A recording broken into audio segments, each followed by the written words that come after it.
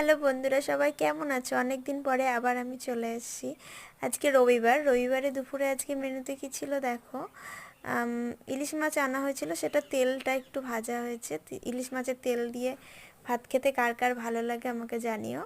আর তার সাথে ছিল বাঁধাকপির পাতা বাটা, যেটা বাদাম আর পোস্ত দিয়ে বাটা হয়েছিল, নিরামিষ। তারপরে ছিল মেথির শাক, শিম আর বেগুন দিয়ে ভাজা। আর ছিল লাউ, বড়ি আর রাঁধুনি ফোড়ন দিয়ে একটু শুক্তো টাইপের, আর বেগুন দিয়ে ইলিশ মাছের ঝোল, পাতলা ঝোল করা হয়েছে।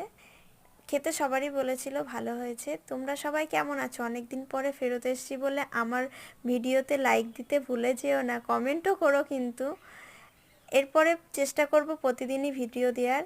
সবাই আমার পাশে থেকো, আমাকে হেল্প করো, অনেক ভালোবাসা দিও। বাই।